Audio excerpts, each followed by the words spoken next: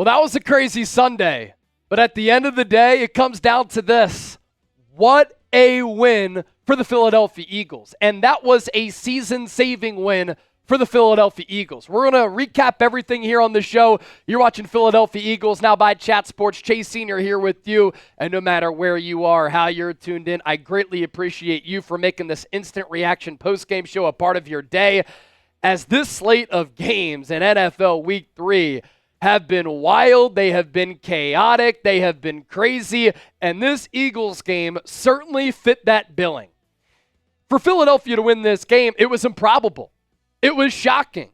It was a had-to-have-it type of game, and there was a lot of ugly, and the ugly really overshadowed the good moments in this game.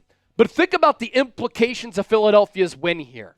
Dropping to 1-2, considering they lost that game in a catastrophic manner against Atlanta last week, would be a really tough look this early in the season. Then you have to go on the road against the Tampa Bay Buccaneers next week as well.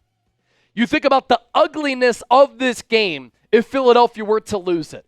People would be calling for Nick Sirianni to get fired. Once again, he badly mismanaged this game. He got way too overly aggressive, relied too much on the nerds upstairs with the analytics, and passed up on Jake Elliott field goals to go for it on a couple of fourth downs, which didn't make any sense at the time, especially right before halftime when you have one timeout left, it's fourth down, there are 14 ticks left, and you line up with the brotherly shove, a play that had a 92% success rate last year with Jalen Hurts, and you run it with Saquon Barkley. Now, if you convert that, you have to call a timeout. You get one shot at the end zone. Didn't make any sense. So we would have been talking about Nick Sirianni getting canned, how he's a terrible coach, and that still has to be a part of this conversation. Because I thought Nick Sirianni badly mismanaged this game. He nearly cost his team another victory. And you can make the argument that last week against Atlanta, he may have cost his team one way or another the victory. We also would have been talking about Jalen Hurts once again and the troublesome turnovers continuing to rear their ugly head, and Hurts going on this really troubling stretch of putting the ball into harm's way.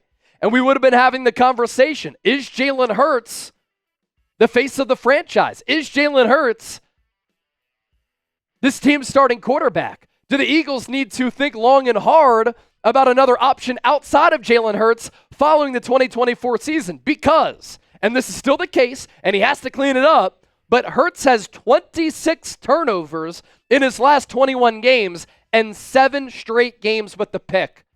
And the turnovers are coming at inopportune times. He's costing his team in general. He's costing his team points. But all of that being said, I call this a season-saving win for Philadelphia because that's exactly what it was. The Eagles went 69 yards trailing to go ahead and win the game against a Saints defense that is one of the best defenses in the NFL. They mix up their looks up front. They mix up their blitz packages. They are so sound at all 3 levels. Dennis Allen is one of the top defensive minds in the league. They have great defensive linemen. They have really good and active linebackers. They are so sound on that back end at the cornerback spot and at the safety position. And Jalen Hurts is able to come through with another clutch win. And this is his 10th go-ahead game-winning drive in his NFL career. And this is what's so frustrating about Hurts turning the football over so much and him making these mind-numbingly dumb mistakes that are reminiscent of what Carson Wentz was doing when he lost his confidence. Because you see the highs from Jalen Hurts, and you see the positive plays. You see him throwing with beautiful touch and accuracy to Dallas Goedert, who had a career high in catches and a career high in yards, and had a 60-play reception on that final drive to set up the Saquon Barkley touchdown. You see Jalen Hurts being able to make plays out of structure, whether he's running it or making plays downfield. He made a couple of good plays after the fumble, running to his left. And those plays have been few and far between throughout his career. So it becomes so frustrating to see Hurts, who was and is a coach's son, and is a smart football player and a great leader and has so much talent, turn the football over at the alarming rate that he does. But this is a win over a Saints team that had the number 1 overall offense in the National Football League. Philadelphia holds their offense in check all throughout the day. And it's a Saints team that was 2-0 going into this game that people were calling one of the best teams in the NFL, and it's one of the most raucous environments to play in the National Football League. So if you're feeling elated and you're feeling pumped up, that's the way that you should feel. And let me leave you with this before we hit our sponsor, and then there's plenty of more to get to here on the show.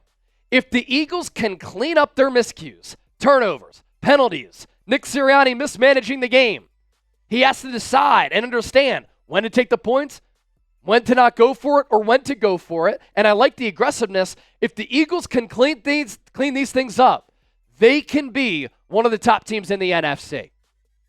Now, our sponsor for our post-game show is Game Time.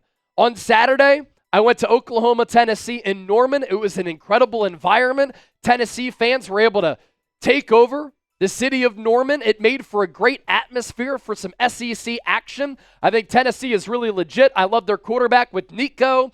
And the Volunteers fans, they really brought it. And Oklahoma fans are so nice. It was a great experience. And I was able to take in that great experience thanks to the Game Time app. I waited until just before kickoff, and I was able to get in the door with the best seats at the lowest price guaranteed. And you can do the same with the Game Time app.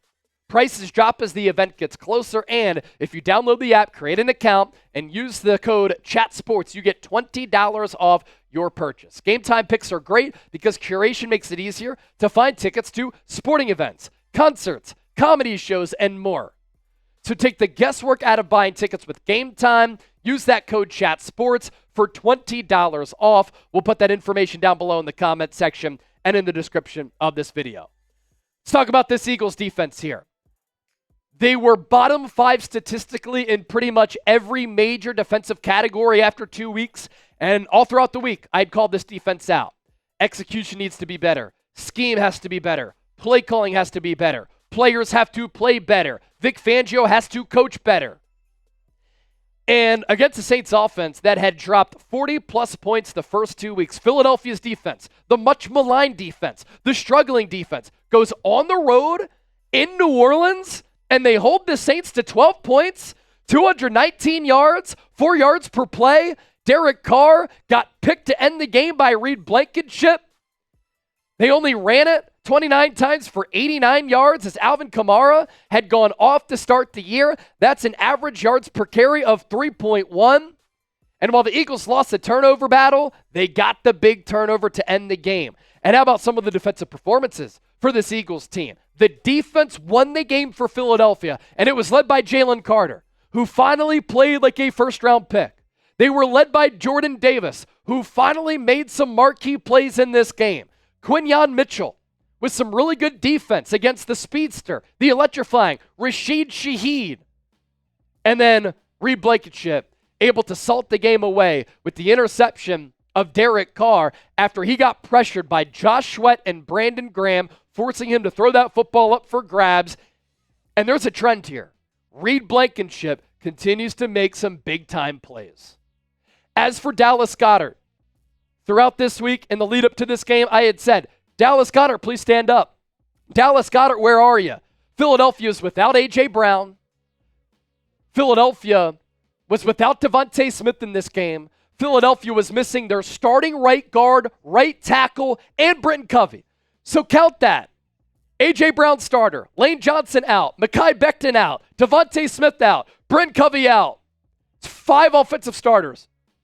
And so for Jalen Hurts to put the team on his back to win this game in the manner that they did, that's big-time football. And for Dallas Goedert to burst onto the scene and blow up with this performance, 10 catches, $170, 2 catches of 60-plus yards, if my memory serves me correctly, that was a massive performance for Dallas Goedert.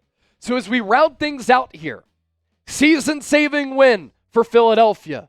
Jalen Hurts with the clutch go-ahead game-winning drive, the 10th of his career. Saquon Barkley, absolutely fantastic in this game. I love how the defense redeemed themselves from last week. Jalen Hurts redeemed himself from last week. Saquon Barkley redeemed himself from that drop. Jalen Carter, to start the year this past week, said, my performance has been trash. I got penalized. I was late for a team meeting. I deserve to get that penalty. He shows up. It's about how you respond in the National Football League, and the Philadelphia Eagles responded beautifully with their backs against the wall, facing adversity.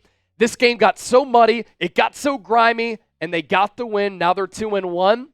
And now the Dallas Cowboys might fall to 1-2 if they lose to a desperate Baltimore Ravens team. Again, season-saving win despite the Eagles playing idiotic football and coaching in an idiotic way. Grade the Eagles in week 3, A, B, C, D, or F. Let me know down in the chat. Thank you so much for supporting us during our watch party and with all of our coverage. And we'll see you next time. See ya.